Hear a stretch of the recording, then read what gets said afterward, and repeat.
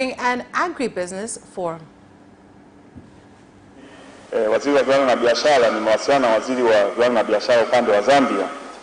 I've spoken to the Zambian President of Trade and Industries, and I've requested him to use diplomacy to remove the restrictions, because when Zambians export goods to Rwanda, they do so through Tanzania because there is no restrictions. So through the Ministry of Foreign Affairs, we've written to Zambia and stated that what they are doing is foul. We are all SADC members, and it was agreed within SADC to have a common market. Wahalifu wote watashughulikiwa. Na kwanza tumepita. Lawbreakers will be dealt with accordingly. We've been through all areas with a potential for crime, especially those along the border. In Lake Victoria, Kagera and Mara regions, we will have a special task force to patrol the waters near the border to protect our fishermen and deal with any criminal activity. As a government, our focus will be to make sure that agriculture becomes attractive for investors to invest in. And as a country, we will benefit from agriculture through export and value addition.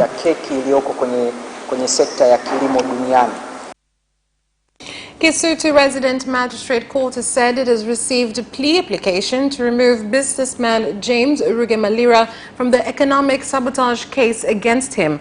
The court revealed this when the case came up for mention after the defendant's advocate John Chuma said that his client has already lodged his opposing arguments, but there has been no response from the Republic.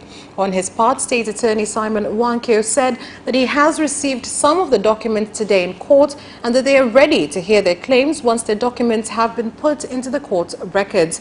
He also said that the second accused has been representing himself even though he has advocates, and that he has to make it clear if they are defending him or not. Meanwhile, Kisutu Resident Magistrate Court has sentenced the operations manager of Yapi Merkezi Company, constructor of the standard gauge railway, Yetkin Jen Mehmen, to pay a fine of 100 million shillings or serve a 3-year jail term. The court has also confiscated $84,850, which is equivalent to 195.91 million Tanzanian shillings, which was found in his possession.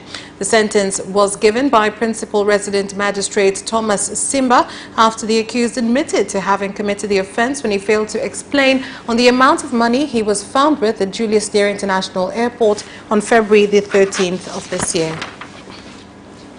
And the Bank of Tanzania has launched a system which requires financial service providers to register on the system so as to have correct data and facilitate services to consumers.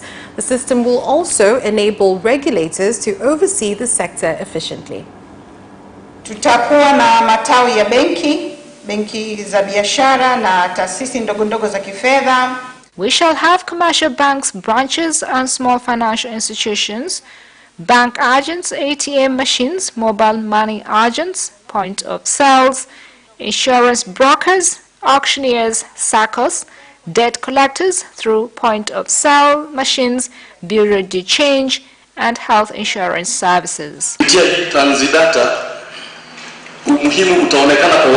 Through the use of Transdata, it will become clear on how various financial institutions have worked together to provide services.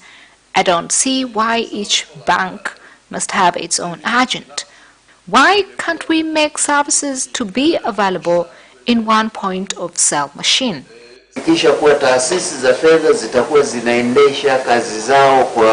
Financial institutions will operate more effectively and fairly.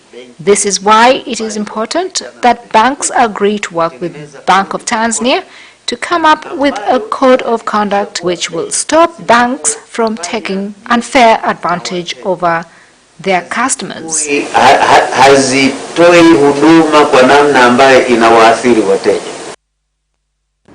And Tanzania has marked the 113th anniversary of the Maji Maji rebellion in Ruvuma region. with the government saying it will continue to honor the heroes of the war as they represent the patriotism of Tanzanians.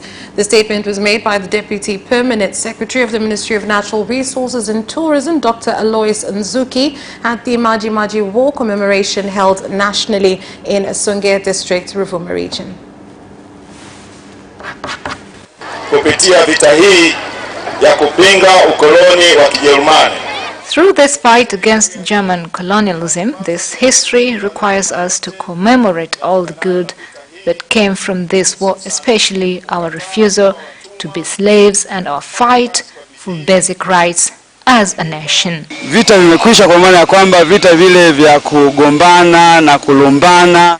That war is over, but what I have learned is we have new battles to build a good relationship. Historia ya Tanzania haiwezi kutimia. Tanzania history cannot be mentioned without mentioning heroes from various tribes, including those from Maji Maji, who died fighting against colonial invasion. They used traditional tactics and weapons.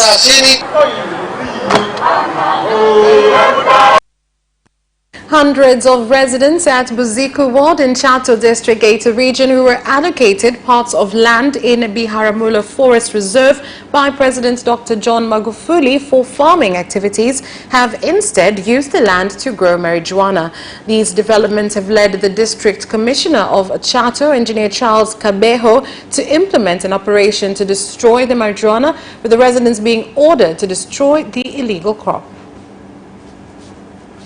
Kwa tuseme kuanzia leo kabisa itoa kwamba kwa atakayokuja kurudia tena kuweza kulima bangi katika eneo hili. From today on, whoever comes back and grows cannabis on this land, as the district commissioner, I will take action to prevent them from farming in these areas, because if we have given opportunities for people to engage in agriculture but they choose to grow cannabis as the district government, it is unacceptable.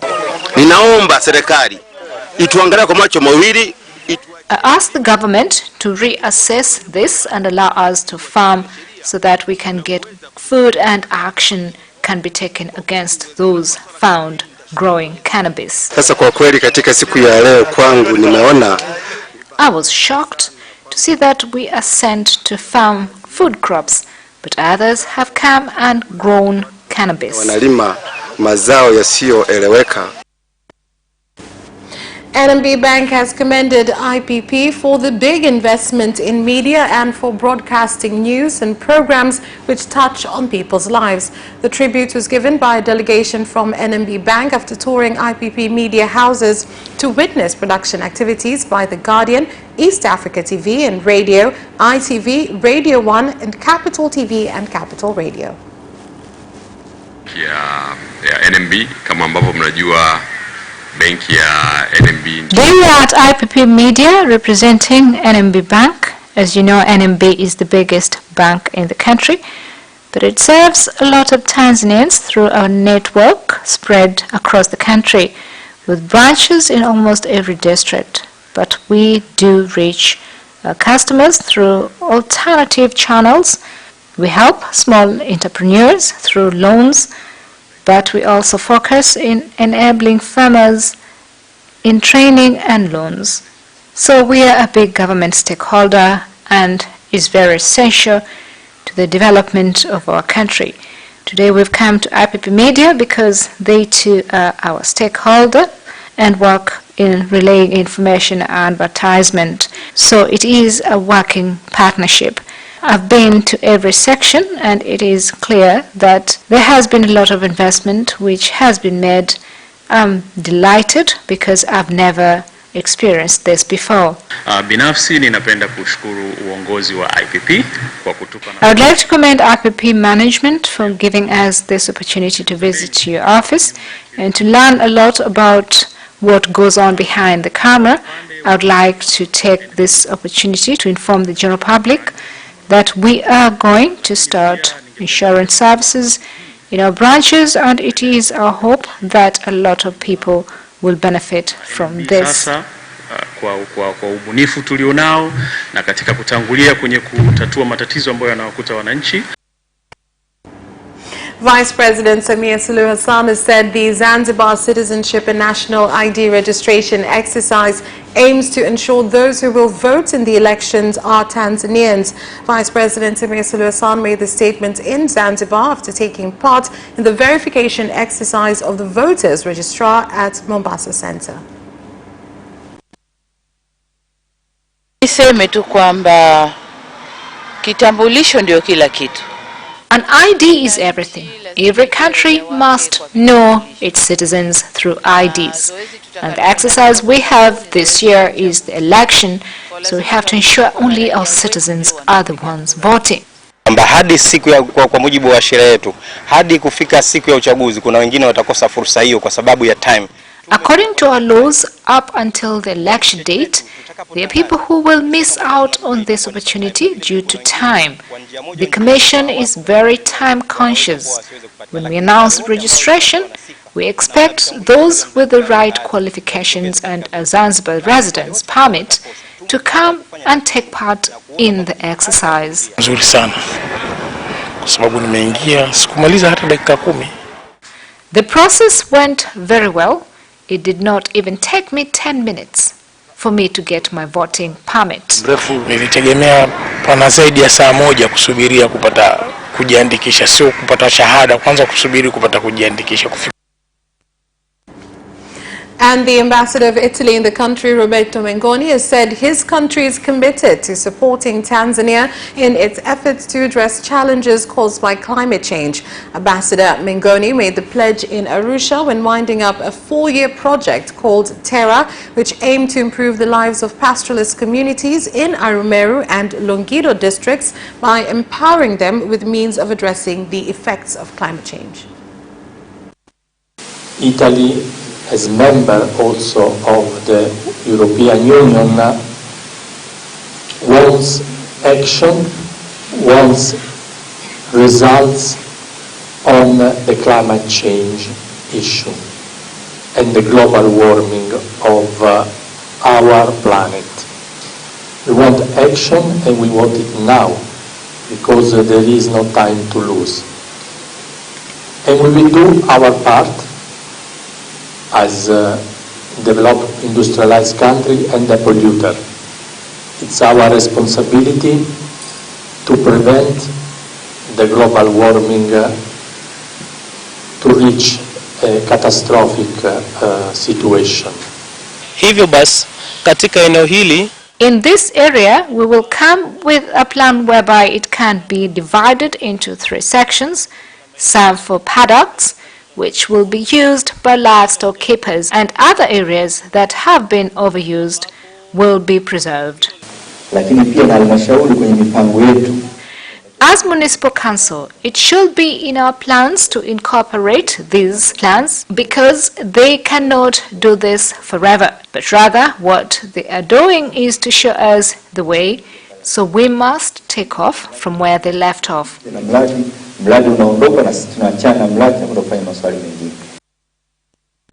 That's where we leave off with national news. International news is next.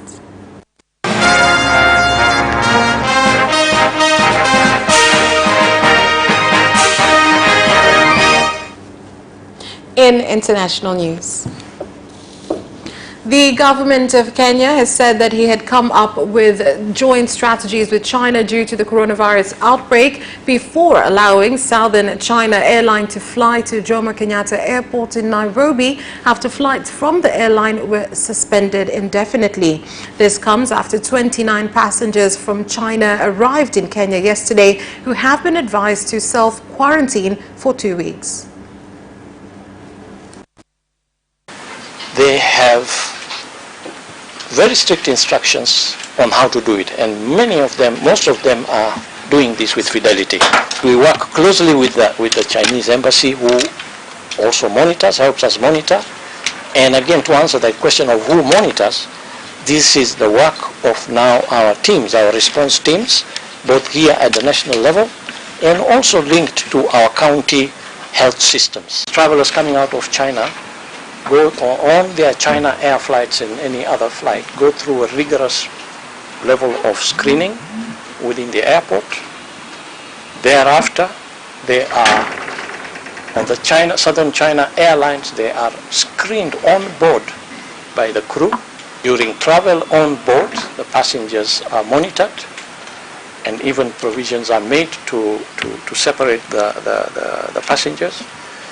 And they take all necessary action to monitor and ensure that there are no signs or symptoms that any of these passengers may be displaying. We have trained 615 healthcare workers in both the public and private health facilities and at all points of entry on how to deal with any suspected cases. And we have also deployed additional healthcare workers to the Jomo Kenyatta International Airport, our premium aviation hub. The coronavirus is spreading more quickly in Europe, the Middle East and other parts of the world than in China, where the virus first emerged in the central city of Wuhan at the end of last year. The number of new infections inside China was for the first time overtaken by fresh cases elsewhere on Wednesday, with Italy, Iran and South Korea emerging as new hotspots for COVID-19.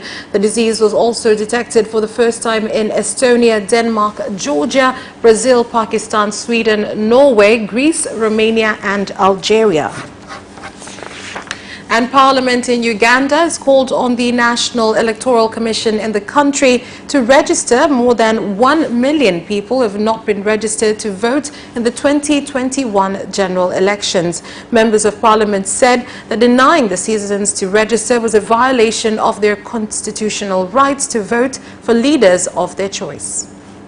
No reason given, even common sense, that we not sit here and disenfranchise over a million voters. The Minister of Justice, the Attorney General, the Electoral Commission and the NIDA vote.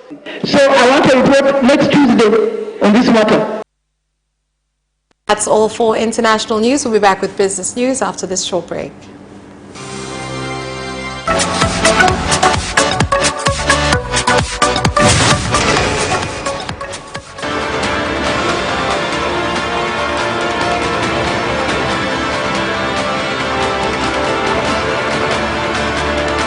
Watch Business Edition as we talk to business leaders and experts in sectors that are transforming Tanzania's economy. We believe that the driver is the customer. To change the mindset of traditional HR to the digitalization. Make sure that everybody can get some access to financial services. And once we understand the vision of our leaders, we then need to be behind them and help them in achieving that vision. Business have involved mercantile operations, trade guilds, or shared agricultural production, infrastructure, construction, financial sectors, tourism, and mining. Business Edition on Friday at 8:15 p.m.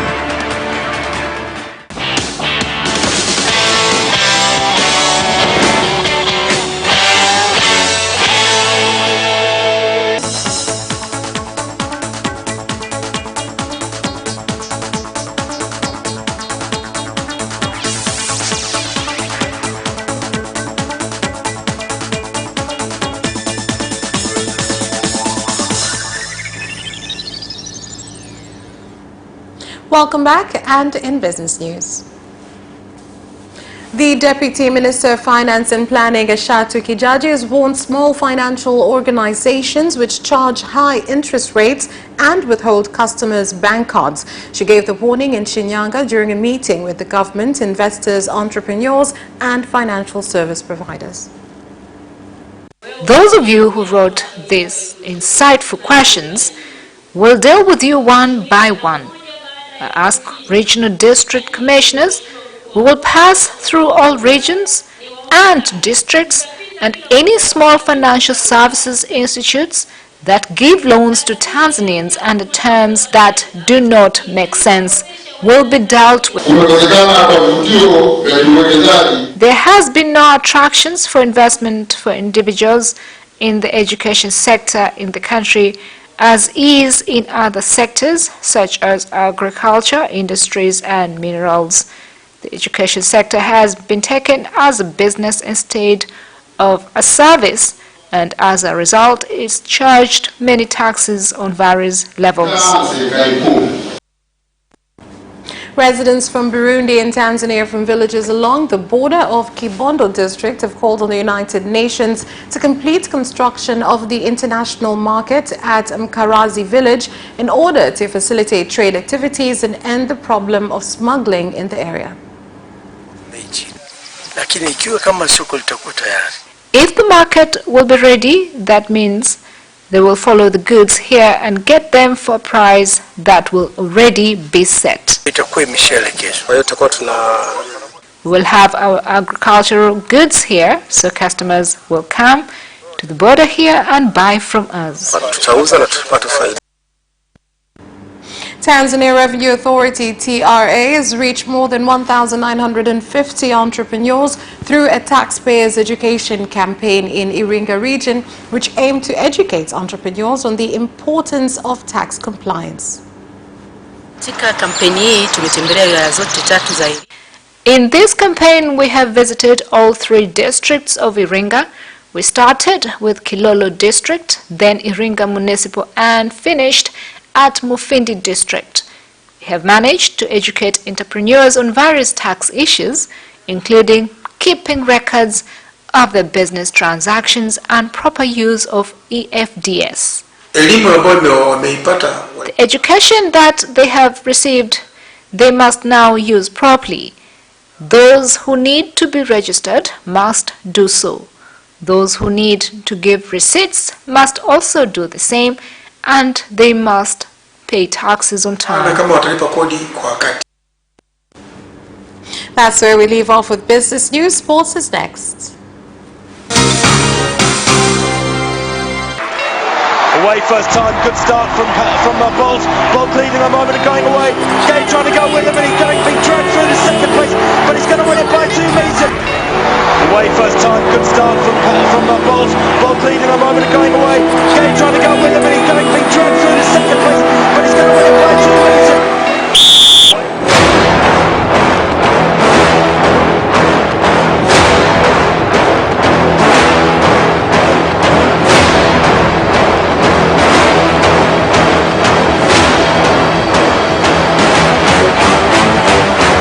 Opposition, Joaquinho, he did lose to Lend.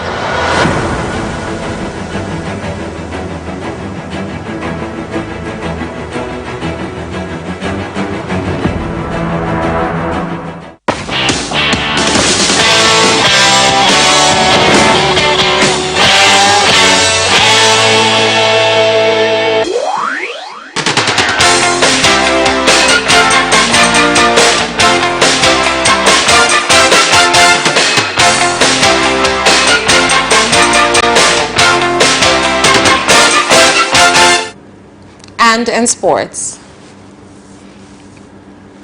The national women's under-17 World Cup qualifier against Uganda this Sunday has led to changes in the Premier League fixture. Ya Jumamosi ambako katika muda wa saa 9. On Friday at 3 p.m. the visiting team will be preparing for the game at the stadium. So the game between Young Africans and Alliance, which was to be played at the stadium, has been moved from the National Stadium to the Uhuru Stadium. Also on Sunday, the game between Simba and KMC will be played at night. Kwenye uwanja wa Uhuru, lakini Jumapili ambako kulikuwa kuna mchezo wa Simba dhidi ya KMC, manake ni kwamba mchezo wa Simba dhidi ya KMC unalazimika kusogea saa 2 za usiku. 6 national beach volleyball team players, including 2 professionals, will start their training camp next week in preparations for the 2020 Tokyo Olympic qualifiers, which will start on March 25th in Dar es Salaam. The Tanzania Volleyball Association is in preparation for the beach volleyball Olympic qualifiers. We expect the team to be in camp between 1st and 4th right here in Dar es Salaam. We will be training along the Maramwezi beach and later we'll move to Coco Beach. We are currently waiting for the players from out of the country and we have already contacted their clubs. Subiri wachezaji ambao wako nje ya nchi ambao tayari tumeshawasiliana na vilabu vyao. Liverpool made a pre-tax profit of £42 million and increased turnover to £533 million. 2018-2019 as the club's rise to European champions under Jurgen Klopp was reflected on the balance sheet. Here's more. The latest accounts for the year ending 31st of May 2019 show turnover rose by £78 million thanks to increased media, commercial and matchday revenue. The turnover of £533 million enabled Liverpool to invest a record £223 million on players, notably the signings of Alisson, Fabinho, Naby Keita and Xherdan Shaqiri. There were also new contracts for 11 players, including lucrative deals for Mohamed Salah, Sadio Mane, Roberto Firmino, Jordan Henderson, Trent Alexander-Arnold and Andy Robertson. Has been plunged into chaos after Ireland's match against Italy was called off by the Irish government because of fears over the spread of the coronavirus. Here are more details. There are also escalating doubts over England's trip to Italy amid concerns the tournament may not be completed for the first time in almost 50 years. The Rugby Football Union is in talks with the government over England's match in Rome on 14th of March, as well as the Six Nations organizers and the authorities in Italy, where the death toll from the coronavirus has reached double figures. With 5 Serie A football matches taking place behind closed doors this weekend, there remains the possibility England's match in Rome will be played in an empty stadium. The Australian Grand Prix will go ahead next month despite concerns that the spread of the coronavirus may impact the start of the Formula One season. The Victorian government has said. Here is more on this story. Concerns about the viability of the season are growing with the spread of the outbreak in northern Italy, where Ferrari and the AlphaTauri team are headquartered. On Wednesday local time, Italian authorities said the number of confirmed COVID-19 cases had surged to 400 with 12 deaths. The Formula One chief executive Chase Carey told reporters that the 3 opening races, Melbourne, Bahrain and Hanoi, will go ahead. The track in Albert Park has been under construction for a month, and the Victorian Sports Minister Martin Pakula said the race will go ahead as planned. And that sports item ends our news bulletin. On behalf of everyone who worked to prepare this bulletin for you, my name is Vanessa Victor. Thank you for watching and good night.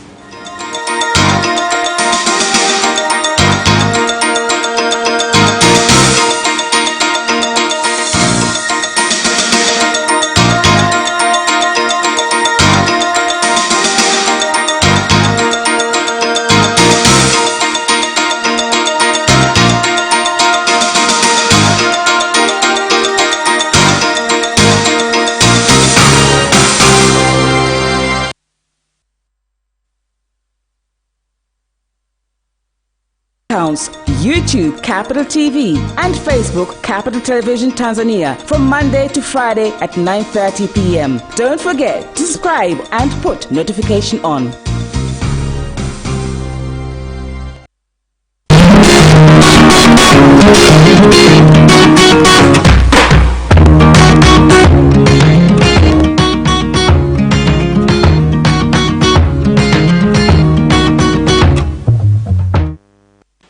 Enjoyed. Hello everyone and welcome to Captured, a program that brings you all the things that happen